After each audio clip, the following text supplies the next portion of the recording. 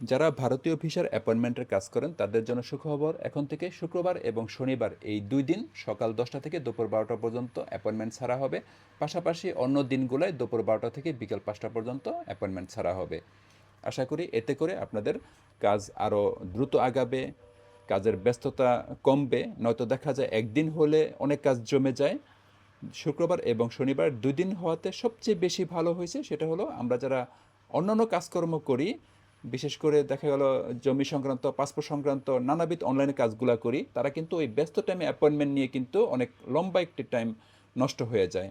কারণ অ্যাপয়েন্টমেন্ট চাইলেই কিন্তু অ্যাভেলেবেল আপনি নিতে পারবেন না।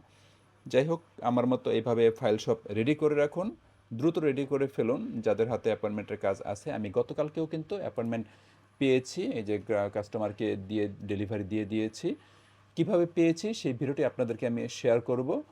পাশাপাশি কিভাবে নিতেছি বা কিভাবে সামনে নিব এবং অ্যাপয়েন্টমেন্ট নেওয়ার সময় কি কি বিষয়ে খেয়াল রাখতে হয় সেগুলো আমি পর্যায়ক্রমে আপনাদেরকে শেয়ার করব। তাই আমার পেজটি ফলো দিয়ে রাখুন, ইউটিউব চ্যানেলটিও সাবস্ক্রাইব করে রাখুন। আমার কাছ থেকে ভারতীয় ভিসা সংক্রান্ত এবং ইতালিয়ান ভিসা সংক্রান্ত সহ জমি সংক্রান্ত কাজগুলোও কিন্তু পরিপূর্ণ গাইডলাইন আমার কাছ থেকে পাবেন, কারণ আমি এইগুলি ফুল টাইম এই কাজগুলো করি। আপনারা ফর্ম ফিল আপে সর্বোচ্চ খেয়াল রাখবেন। ফর্ম ফিল আপের ক্ষেত্রে যেই ভুলগুলি করবেন না সেটি হলো কোনো ভুল যেন না হয়। বিশেষ করে নাম, পাসপোর্ট নাম্বার, জন্ম তারিখ, এনআইডি নাম্বার, এগুলো যেন একবারই ভুল না হয়। এগুলি ভুল হলে কিন্তু কোনো ধরনের এডিট চলবে না। অনেকে আছে এডিট করে দেন। সেদিন দেখলাম একজনে ওয়াইফের নাম দেনই নেই, এডিট করে জমা দিয়েছেন, জমা নিয়ে নিয়েছে। ভিসা হবে কি না সেটা পরবর্তী দেখার বিষয়। কিন্তু আপনারা পিতার নাম, আপনারা নাম, পিতার নাম, মাতার নাম, পাসপোর্ট নাম্বার, জন্ম তারিখ, এনআইডি নাম্বার, এগুলা একবারেই ভুল করবে না। পাসপোর্টের ইস্যু এবং এক্সপায়ার ডেটটাও খেয়াল রাখবেন। আর এনওসি, সর্বশেষ ভিসা যাওয়া থাকলে কোন কোন দেশ ভিজিট করেছে এগুলা ভালো করে খেয়াল করে দিবেন। এগুলা যেন ভুল না হয়, কোনো ভুলই কিন্তু কাম্য নয়।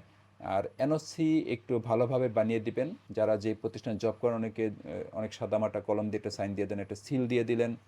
এবং কি কি বিষয় খেয়াল রাখলে আপনাদের ভিসা যে পাওয়ার সম্ভাবনা বেড়ে যাবে সেই বিষয়ে কিন্তু আমার ইউটিউব চ্যানেলে, লেটেস্ট ইনফো ভিডিও ইউটিউব চ্যানেলে কিন্তু ওই ধরনের ভিডিও দেয়া আছে। আমি প্রয়োজনে আরও নতুন আপডেট ভিডিওগুলি আপনাদেরকে শেয়ার করব। তাই আমার পেজটি ফলো দিয়ে ভিডিওটা শেয়ার করে টাইমলাইনে রেখে দিন, পরবর্তী ভিডিওর আপডেট পেতে আপনাদের সহজ হবে। আমি আজকে বাসায় কাজ করতেছি। আমার বাসায় রবি ওয়াইফাই এবং গ্রামীণের জিপিফাই, এই দুটি লাইন সবসময় অ্যাক্টিভ থাকে। পরবর্তী ভিডিও দেখার আমন্ত্রণ জানিয়ে এখানে শেষ করছি। আল্লাহ হাফেজ।